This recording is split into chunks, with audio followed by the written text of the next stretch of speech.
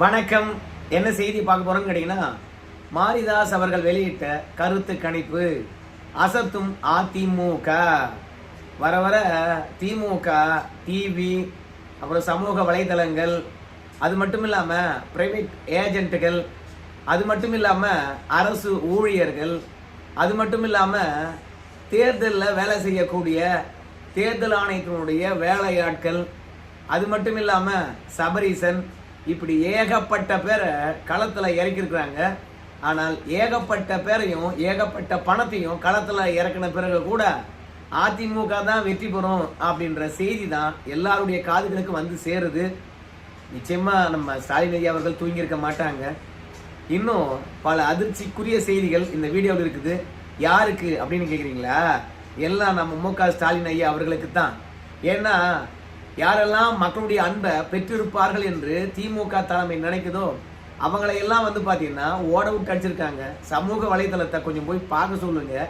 திமுகவுக்கு ஆதரவாக இருக்கக்கூடிய சமூக வலைத்தளங்களை மட்டும் பார்த்துக்கிட்டு நாம் தான் வெற்றி பெறுவோம் அப்படின்னு கனவு உலகத்தில் திமுகவினர் இருக்கக்கூடாது அப்படின்னு சொல்லிட்டு நான் நினைக்கிறேன். எப்போதுமே எதிரியை தான் பின்தொடர வேண்டும். அப்போ தான் எதிரி எந்த வழி போகிறான்னு தெரியும். அப்போ தான் எதிரியை நம்ம மடக்க முடியும். அதனால திமுக இருக்கிறவங்கலாம் வந்து அவனுக்கு ஆதரவாக பதிவிடுகின்றான் பாருங்க. 200 ரூபாய் காசு வாங்கிக்கிட்டு அவனுடைய வீடியோக்கள், அவனுடைய சமூக வலைதள பதிவுகள், அது மட்டும் இல்லாமல் இன்ஸ்டாகிராம், ஃபேஸ்புக், வாட்ஸ்அப் என்று அதை மட்டும் பார்த்துட்டு திமுக அசத்த போகுது அப்படின்னு நினைக்கிறாங்க. ஆனால் அது கள நிலவரம் அல்ல. ஆனால் எக்ஸ்தலத்தை போய் பார்த்தாங்கன்னா கண்டிப்பாக உண்மையான நிலவரத்தை தெரிஞ்சுக்குவாங்க. சரி, திமுக ஆளுமைகளை எங்கெல்லாம் விரட்டி அடிக்கிறாங்க அப்படின்னு பார்க்க போகிறோம். அக்கா வானதி சீனிவாசன் அவர்கள் வீடியோ வெளியிட்டிருக்காங்க, அதையும் பார்க்க போகிறோம். ஆனால் எல்லாத்தையும் பார்க்கறதுக்கு முன்பாக நம்ம சேனலை நீங்கள் இது வரைக்கும் சப்ஸ்கிரைப் பண்ணாமல் இருந்தீங்கன்னா சப்ஸ்கிரைப் பண்ணிக்கோங்க, கொஞ்சம் சப்போர்ட் பண்ணுங்கள். வணக்கம் அன்பு சகோதர சகோதரிகளே, உங்களுடைய அன்பினாலும் பிரார்த்தனையாலும் விரைவாக உடல்நலம் தேறிக்கொண்டிருக்கிறேன். ஓரிரு நாட்களில் உங்களை நேரில் வந்து சந்திக்கிறேன்.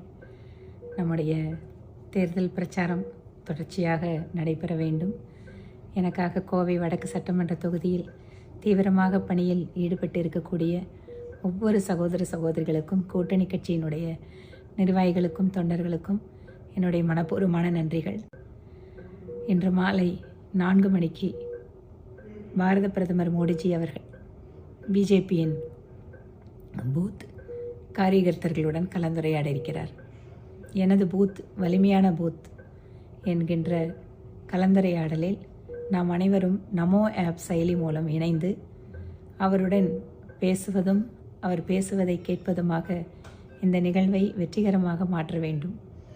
தமிழகத்தின் மீது அளப்பரிய அன்பும் தமிழகத்தினுடைய ஆற்றல் மீது அசைக்க முடியாத நம்பிக்கையும் வைத்திருக்கின்ற பிரதமர் மோடி அவர்களுக்கு தமிழகத்தில் தேசிய ஜனநாயக கூட்டணியுடைய வெற்றியின் மூலமாக நமது அன்பினை தெரிவிக்க வேண்டும் என கேட்டுக்கொள்கிறேன். இன்று மாலை 4 மணிக்கு நாம் அனைவரும் பிரதமர் மோடிஜி அவர்கள் பேசுவதை கேட்க காத்திருப்போம். நன்றி. அக்கா வானதி சீனிவாசனுடைய வீடியோவை பார்த்தீங்களா? 2 நாளில் வந்துருவாங்களா? நான் வந்து இறைவன் மீது வைத்திருந்த நம்பிக்கை, நீங்கள் எனக்காக பண்ண பிரார்த்தனை தான் நான் நலமுடன் இருப்பதற்கான காரணம். நான் வந்துடுறேன் இருங்க அப்படின்னு சொல்லியிருக்கிறாங்க. மோடி அவர்களை பொறுத்த வரைக்கும் 4 மணிக்கு பேச போகிறாங்க அப்படின்னு சொன்னாங்க. இந்த வீடியோ எடுக்கின்ற தருணமெல்லாம் மோடி அவர்கள் பேசிட்டாங்க. இங்கே இருக்கின்ற ஊடகமானது மோடி அவர்கள் என்ன பேசினார் என்று முழுமையாக காட்ட போகிறாங்க. இல்லை நாட்டின் பிரதமர் ஆச்சு ஒரு 5 நிமிஷம் அந்த செய்தியை போடும் அப்படின்னு யாருன்னா போட போகிறாங்களா? ஒன்றும் கிடையாது. சமூக வலைத்தளத்தில் மோடி அவர்கள் என்ன பேசினார், அதன் மூலமாக பாஜகவினருக்கு என்ன உத்வேகம் பிறந்திருக்குது அப்படின்றத நாம் போக போக பார்க்கலாம். இப்போது மாரிதாஸ் அவர்கள் வெளியிட்டு இருக்கக்கூடிய கருத்து கணிப்பை பார்க்கலாமே. முதல்ல அக்டோபர் மாதம் எடுத்திருக்காரு 2025. சர்வே முடிவு என்ன வந்திருக்குது அப்படின்னு பார்க்கும் பொழுது திமுக கூட்டணி 144 இடங்களில் வெற்றி பெறும் என்றும், அதிமுக கூட்டணி 60 தொகுதிகளில் வெற்றி பெறும் என்றும், அப்புறம் விஜய் அவர்களை பொறுத்த வரைக்கும் 10 தொகுதியில் வெற்றி பெறுவார் என்றும் அக்டோபர் மாதம் 2025 இந்த சர்வே வந்திருக்கு. அதுக்கப்புறம் டிசம்பர் மாதம் 2025 ஒரு சர்வே எடுத்திருக்கிறார். அந்த சர்வேல வந்து திமுக கூட்டணி 132 இடங்களில் வெற்றி பெறும் என்ற சர்வே வந்திருக்கு. அதிமுக கூட்டணி 90 இடங்களில் வெற்றி பெறும் அப்படின்ற சர்வே வந்திருக்கு. விஜய் அவர்களை பொறுத்த வரைக்கும் 12 இடங்களில் வெற்றி பெறுவார் என்ற செய்தி வந்திருக்கு. பிப்ரவரி மாதம் 2026 அப்போ சர்வே எடுத்திருக்கிறாங்க. திமுக கூட்டணி 101 தொகுதிகளில் வெற்றி பெறும் என்றும் அதிமுக கூட்டணி 119 தொகுதிகளில் வெற்றி பெறும் என்றும் விஜய் டிவிக்கு வந்து 14 தொகுதிகளில் வெற்றி பெறும் அப்படின்ற கருத்து கணிப்பு வந்திருக்கு. அப்புறம் ஏப்ரல் மாதம் 2026 சர்வே, அதில் திமுக கூட்டணி 72 இடங்களில் வெற்றி பெறும், அதிமுக கூட்டணி 157 இடங்களில் வெற்றி பெறும். விஜய் அவர்களை பொறுத்த வரைக்கும் 4 தொகுதிகளில் வெற்றி பெறுவார். அது மட்டும் கிடையாது, சீமான் கூட ஒரு இடங்களில் வெற்றி பெறுவதற்கான வாய்ப்பு இருக்குது அப்படின்னு நம்முடைய மாரிதாஸ் அவர்கள் கருத்து கணிப்பு வெளியிட்டிருக்கின்றார். நம்முடைய சீமான் அவர்கள் காரைக்குடியில் நிற்பதனாலும் அவருடைய சொந்த தொகுதி என்பதனாலும் அவர் வெற்றி பெறுவார் என்று ரிசல்ட் வந்திருக்குன்னு சொல்லிட்டு நான் நினைக்கிறேன். ஆனால் நம்ம நாட்டை பொறுத்த வரைக்கும் எவன் பணம் கொடுக்குறானோ அவனுக்கு தான் ஓட்டு போடுவான்னு வச்சுங்களேன். அதாவது தேர்தல் தேதி அறிவிப்பதற்கு முன்பாக அதிமுகவுக்கு இருந்த வெற்றி வாய்ப்பு குறைந்திருக்குது. ஆனால் தேர்தல் தேதி அறிவித்த பிறகு எடப்பாடி பழனிசாமி களத்துக்கு போயிட்டு திமுகவுக்கு எதிராக பிரச்சாரம் பண்ணதும் உதயநிதி ஸ்டாலின், ஸ்டாலின் ஐயா, கனிமொழி என்று திமுக அமைச்சர்களுக்கு எதிராக எடப்பாடி பழனிசாமி வைத்த வலிமையான வாதம் என்கின்ற பொழுதும் பிரச்சாரம் என்கின்ற போதும் மக்களையே நல்லா போய் சேர்ந்திருக்கிறது. அதனால அதிமுகவுடைய கிராப் ஏறி திமுகவுடைய கிராப் ஆனது இறங்கி போய்விட்டது. அது மட்டும் கிடையாது, திமுகவினரை பொறுத்த வரைக்கும் ஊடக பலத்தினால இத்தனை நாளும் நாங்கள் தான் எல்லாத்தையும் புடுங்கி கிழிச்சிருக்கிறோம், அறுத்து தள்ளி இருக்கிறோம் அப்படின்னு அட்வர்டைஸ்மெண்ட் போட்டுட்டு இருந்தாங்க. ஆனால் களத்துக்கு போனதுக்கு பிறகு மக்களுடைய எதிர்ப்பை திமுக காரன் பார்த்த பிறகு, விளம்பரத்தை அதிகப்படுத்தின பிறகும் அதிரடியாக களத்தில் இறங்கி எடப்பாடி பழனிசாமி எல்லாவற்றையும் உடைச்செறிந்தாரு. எந்த தேர்தலுக்கும் செய்யாத அளவுக்கு அதிமுக கூட்டணி இருக்கக்கூடியவங்க, ஏன் குறிப்பாக அதிமுகவினர் தீயா வேலை பார்க்குறாங்க. அது நல்லாவே தெரியுது. எங்கே போனாலும் குறுக்க நெடுக்க அதிமுக காரங்க தான் இருக்காங்க, திமுக காரங்க கூட இருக்கிற மாதிரி தெரியல. நான் கேட்டேன், திமுக காரங்க ஏங்கய்யா வெளியே பார்க்க முடியல அப்படின்னு சொல்லும்போது, பணம் வச்சுக்கிறாங்களாம், அதனால ஒவ்வொரு நைட்டும் லைட்டை நிறுத்திட்டு வீடு வீடாக போய் பணம் கொடுத்துக்கிறாங்களாம், அதனால பிரச்சாரத்துக்கு வரலையாம, பணம் கொடுத்தா போதும் ஓட்டு போட்டுருவாங்க அப்படின்ற ஒரே காரணத்தினால திமுகவினரை பொறுத்த வரைக்கும் பிரச்சாரத்தில் நம்மளால பார்க்க முடியல. ஆனால் எடப்பாடி பழனிசாமி தன்னுடைய பிரச்சாரத்தினாலும் அதிரடியாக திமுக எதிர்ப்பை கையில் எடுத்ததுனாலும் அதிமுகவினருக்கு உத்வேகம் வந்து விட்டது. தலைவரே இறங்கி அடிக்கிறாரு, நாம் என்ன வீட்டில் உட்காருது அப்படின்னு சொல்லிட்டு உற்சாக மிகுதியில் எல்லாரும் வேலை பார்ப்பதனால அதிமுக கிராஃப் ஏறி திமுகவுடைய கிராஃப் இறங்கிச்சு. ஏன்னா ஊடகம் உண்மையை பேசல, அதிமுக காரன் மக்களிடையே கொண்டு போய் சேர்த்துட்டான். திமுக ஏன் வேணும் ஏன் வேணான்னு சொல்லிட்டு திமுக ஆட்சியில் யாருக்காவது ஒருத்தருக்கு பாதுகாப்பு இருக்குது அப்படின்னு நீங்க சொல்லுங்க, அப்புறம் திமுக ஆட்சி வேண்டும் என்று எவனா ஒருத்தன் ஆசைப்படுவானா அப்படின்றத நான் உங்களுக்கு சொல்றேங்க. அது மட்டும் இல்லை, விஜய் அவர்களை பொறுத்த வரைக்கும் ஆரம்ப காலகட்டத்தில் வந்து 10, 12, 14 தொகுதியெல்லாம் வந்து வெற்றி பெறுகின்ற நிலை இருந்தது. ஆனால் கடைசியாக எடுக்கப்பட்ட சர்வேல பார்க்கும் பொழுது விஜய் அவர்கள் 4 தொகுதியில் தான் வெற்றி பெறுவார். அதற்கு காரணம் பிரச்சாரத்துக்கு வரதில்லை, பிரச்சாரத்தை கேன்சல் பண்ணிடுறாரு, பிரச்சாரத்துக்கு வந்தாலும் பேசுறது கிடையாது. ஸோ இப்படி விஜய் அவர்களை பொறுத்த வரைக்கும் தேர்தல் தருணத்தில் முடங்கி போய் இருப்பதனால அவங்களுடைய வாக்காளர்களும் அவங்களுடைய ரசிகர்களும் சுறுசுறுப்பாக இருந்தாலும் விஜயனுடைய செயல்பாடுகள் என்னவா இருக்கிறது, அதனால விஜயனுடைய கிராப் அப்படியே இறங்கி போய் இருக்கிறது.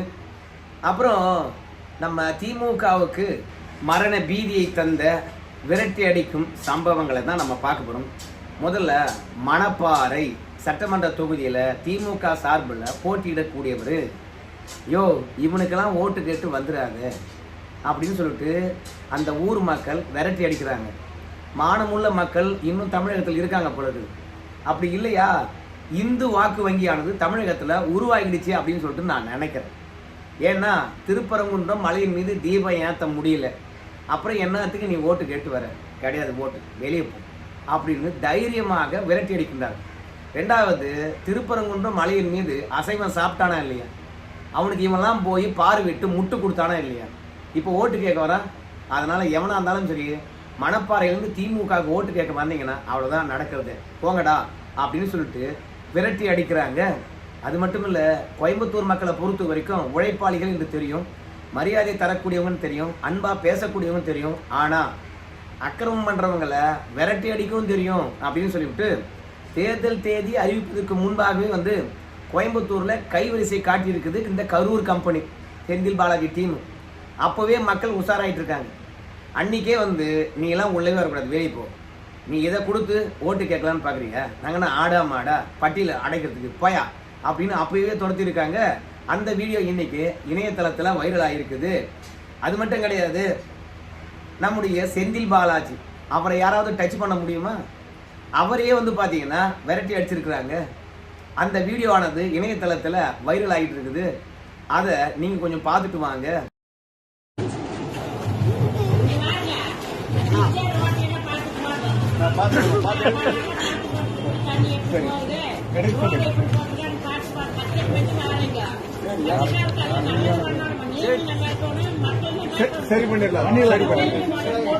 செந்தில் பாலாஜி அவர்களை விரட்டின காட்சியை பார்த்தீங்களா?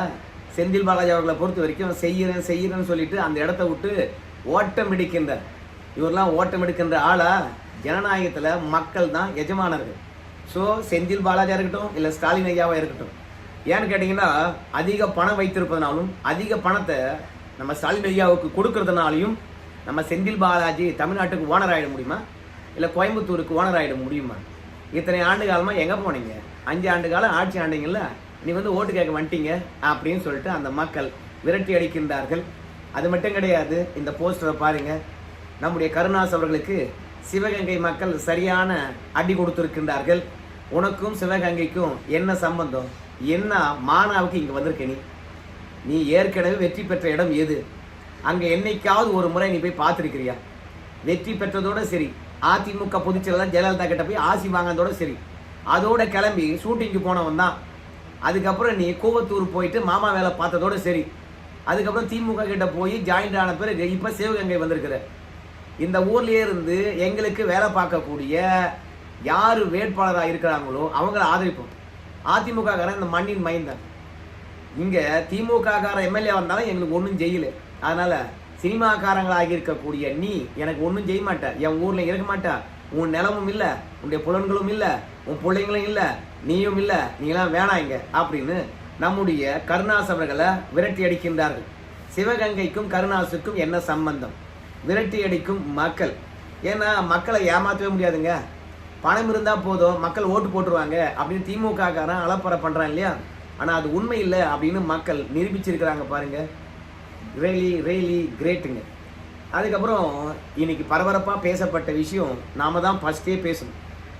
நெல்லுக்கு ஊக்கத்தொகை தரக்கூடாது அப்படின்னு சொல்லிட்டு நிர்மலா சீதாராமன் அவர்கள் சொல்லிட்டதாகவும், அதனால இன்னைக்கு தமிழக விவசாயிகளை பாஜக வஞ்சித்து விட்டது என்றும் நம்ம முதலமைச்சர் மேடையில் வந்து பார்த்தீங்கன்னா பொய் சொல்லிக்கிட்டு இருந்தாரு அப்படின்னு நம்ம சொன்னோம். நெல்லுக்கும் கொடுங்க, மற்ற பயிருக்கும் கொடுங்க. நெல்லுக்கு உயர்த்திக்கிட்டே போகாதீங்க, மற்ற பயிர்களுக்கு உயர்த்துகின்ற காசை கொடுங்க. எல்லா பயிரும் வந்து விளையட்டும், நாம் அண்டை நாட்டை ஏன் சார்ந்திருக்கணும் அப்படின்னு மத்திய அரசாங்கமானது ஒரு சஜெக்ஷனை சொல்லியிருக்கிறாங்க. ரெண்டாவது, ஆதார விலையை தாண்டி நீங்கள் எந்த பயிருக்கு வேண்டுமானாலும் ஊக்கத்தொகையை தரலாம், அது உங்கள் விருப்பம், நாங்கள் ரெக்வஸ்ட் மட்டும்தான் வைக்க முடியும் அப்படின்னு வந்து நாம தான் ஏற்கனவே வந்து நிர்மலா சீதாராமன் அவர்கள் வெளியிட்ட கடிதத்தில் இப்படி இருக்குதுன்னு சொல்லணும் 2 நாளைக்கு முன்பாக. முதலமைச்சரை பொறுத்த வரைக்கும் நம்ம நிர்மலா சீதாராமன் அவர்கள் எங்க கடிதத்தை வெளியிட போறாங்க அப்படின்னு நினைச்சாங்க. ஆனா காலையில புசுக்குன்னு கடிதத்தை வெளியிட்டாங்க, தமிழ் ஆக்கத்தையும் வெளியிட்டுட்டாங்க. இப்ப முதலமைச்சரை பொறுத்த வரைக்கும் ஒரு புதிய பொழிப்புரையை எழுதிட்டு இருக்கிறார். என்னன்னு கேட்டீங்கன்னா, நீங்க தமிழ்ல பொழிப்புரை எழுதிருக்கீங்க பாத்தீங்களா, அதுலயே இருக்கு பாருங்க, நெல்லுக்கு மட்டும் ஏன் ஊக்கத்தொகை தரங்க அப்படின்னு சொல்லிவிட்டு யாரை ஏமாத்த பாக்குறீங்க அப்படின்னு சொல்லிவிட்டு நிர்மலா சீதாராமன் அவர்கள் கடிதத்தையும் வெளியிட்டிருக்காங்க, தமிழாக்கமும் வெளியிட்டிருக்காங்க. ஆனா அப்ப கூட இந்த திராவிட மாடல் வந்து ஏற்றுக்கொள்ளவே இல்லை. ஸோ மொத்தத்தில் திமுகவினருக்கு திரும்பிய பக்கமெல்லாம் சரியான அடி.